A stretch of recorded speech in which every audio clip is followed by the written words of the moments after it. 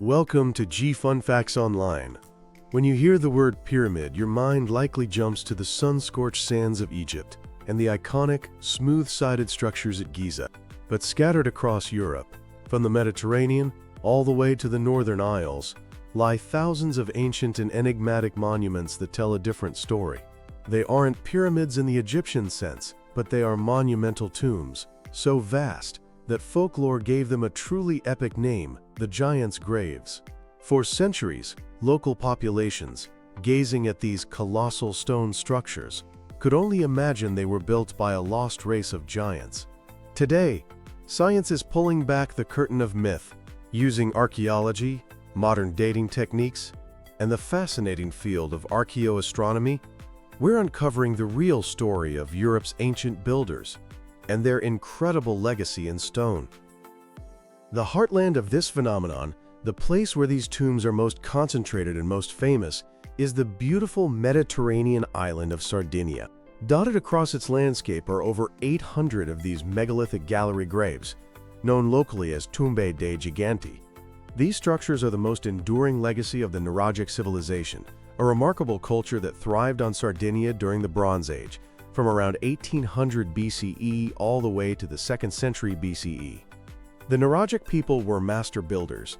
Their society is famous for its nuraghe, which are thousands of stone towers that still dominate the Sardinian skyline. But their tombs are just as impressive, serving as a powerful testament to their architectural skill and their profound reverence for the dead. Crucially, these were not tombs for kings or powerful individuals.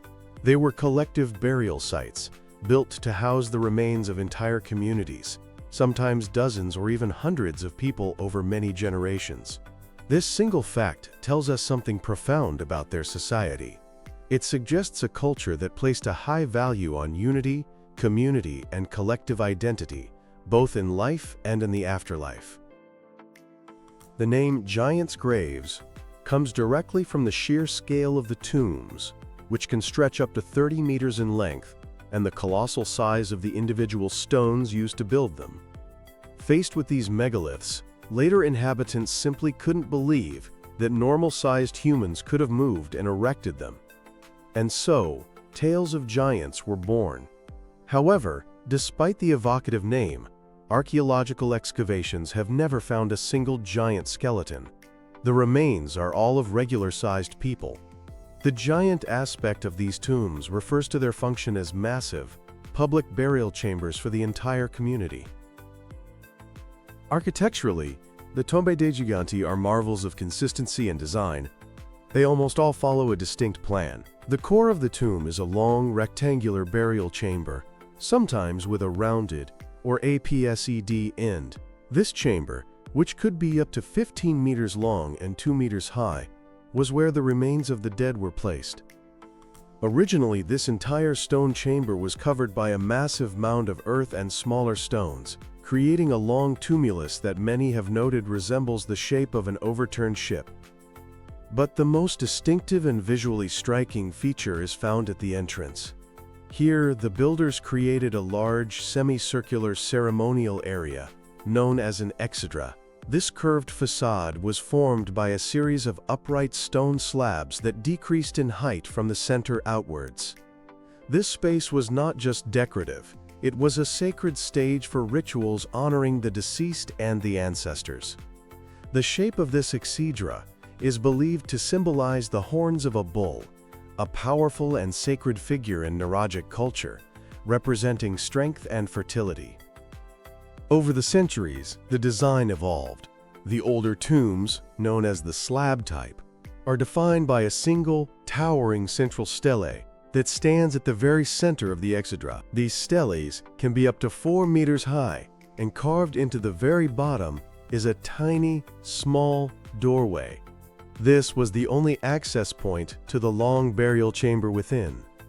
Imagine the symbolism of passing through this small portal from the world of the living into the realm of the dead. Later tombs from around 1200 BCE are known as the block type. These show a more refined construction technique, with the facade built from rectangular cut blocks arranged in neat, regular rows rather than from massive, rough-hewn slabs. The construction methods themselves were sophisticated for their time. The builders used two main techniques for the burial chambers. The first was the orthostat technique, where they placed large stone slabs upright in the ground and then laid other massive slabs on top to form a roof. The second method was the isodomic structure, which involved arranging carefully shaped stones in horizontal rows that gradually narrowed towards the top, creating a corbelled roof with a triangular cross-section. These tombs are far more than just burial places.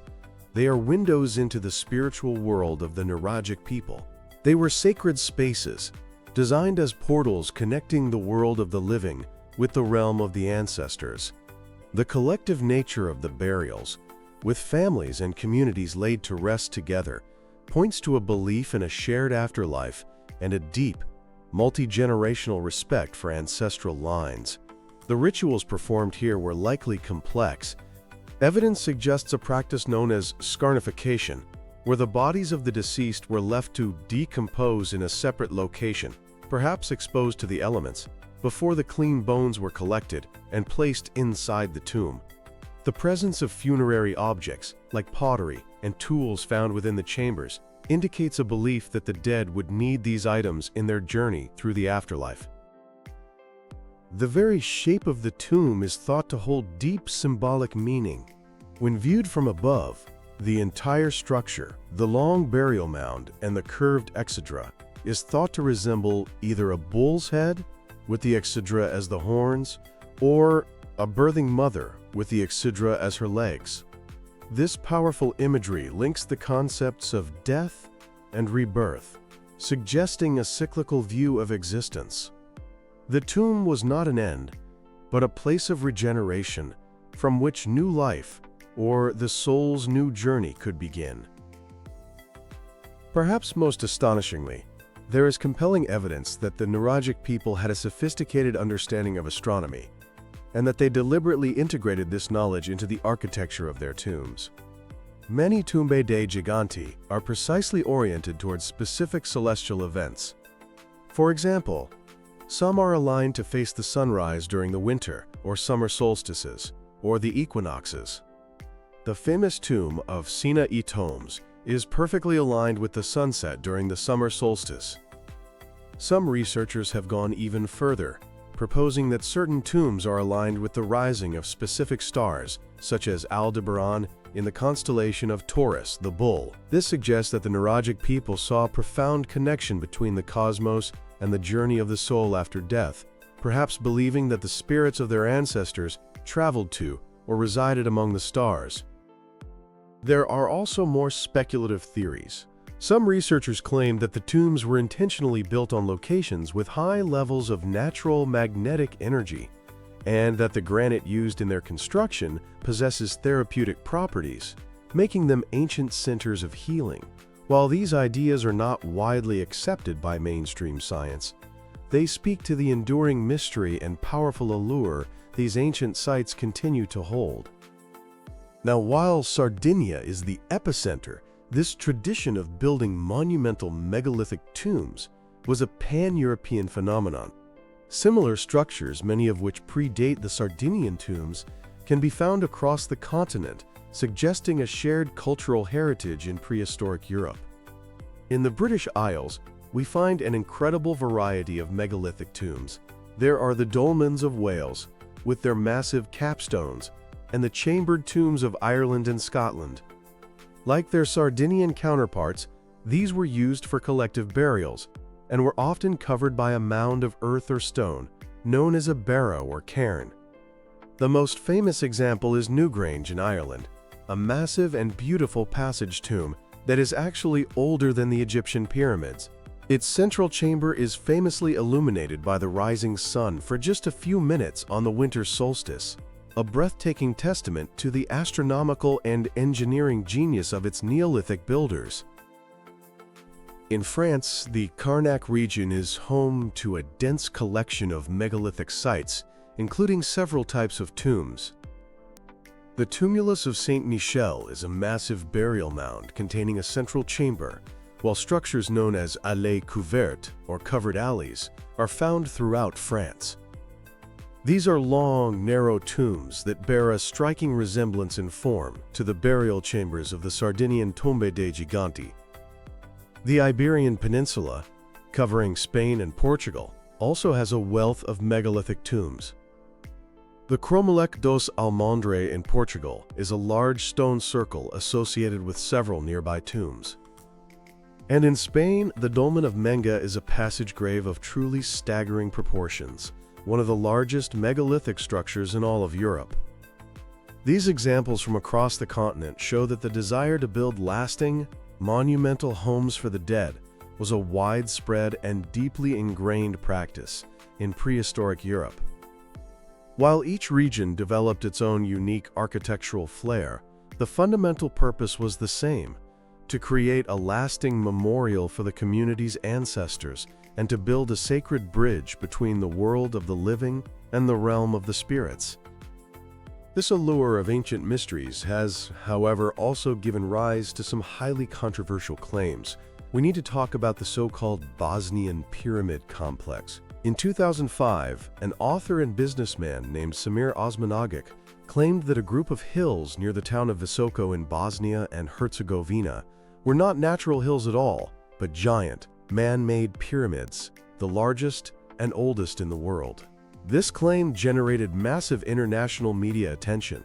However, it has been widely and thoroughly debunked by the global scientific community. Geologists have definitively concluded that the hills are natural formations known as flat irons, which are common geological features.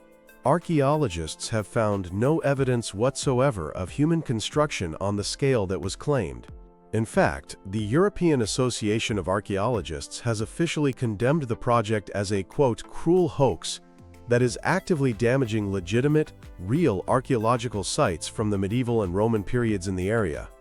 Despite the complete lack of scientific evidence, the Bosnian pyramid theory has gained a large popular following, attracting tourists and volunteers.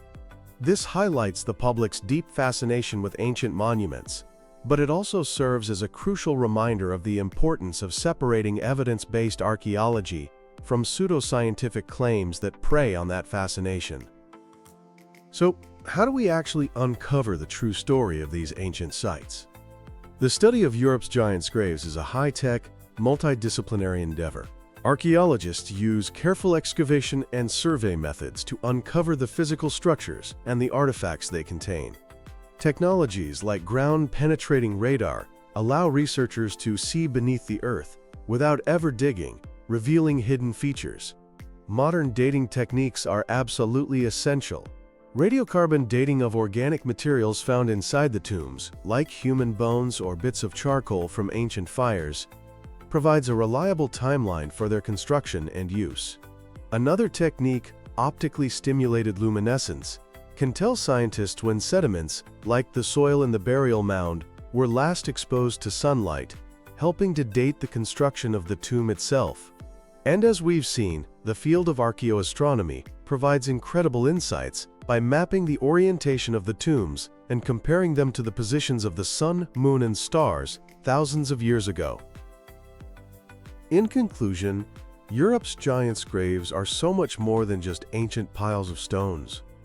They are a profound testament to the ingenuity, the creativity, and the deep spiritual beliefs of the continent's prehistoric inhabitants. Through the lens of modern science, we can look past the myths of giants and begin to understand the complex societies that built these monuments and the rich, meaningful world they lived in. From the sun-drenched shores of Sardinia to the misty landscapes of Ireland, these megalithic tombs stand as a silent, powerful, and enduring legacy of a shared European heritage. They remind us that the fundamental human desire to remember our dead, to connect with the cosmos, and to build something that will last for eternity is a story as old as humanity itself. And as research continues to unlock their secrets, these giants' graves will no doubt continue to captivate and inspire us for generations to come.